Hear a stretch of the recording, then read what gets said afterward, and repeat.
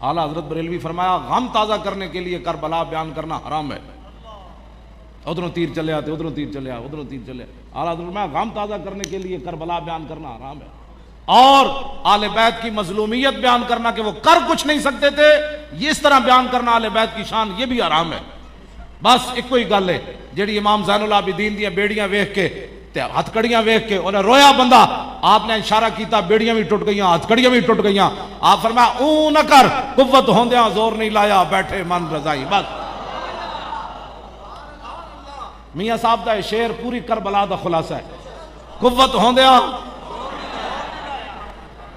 کیوں جی, کی خیال ہے؟ حضرت خواجہ سلطان الہند جدو پرتھوی راج دے تالاب دے کنارے بیٹھے تھے, اتنے بت کھڑا سی ایک بت.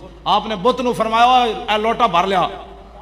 صدیاں بعد جنہ دی نسل چو سلطان الہند بت نو چلا سکتے ہیں, کیوں جی؟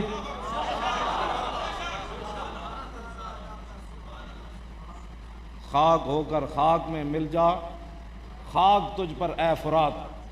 کیوں جی, کیوں جی؟ حضرت سائیں توکل شاہ امبالوی مسیتی دے وچ پہ کے سامنے جناب شاتوت دا درخت, تے آپ نے مثال دیتی, فرمایا جنت ایک درخت ہونا ہے جڑا ایڈا وڈا ہونا ہے, 500 سال جنتی اتنے تھلے چڑھے گا تے پھر پھل توڑے گا.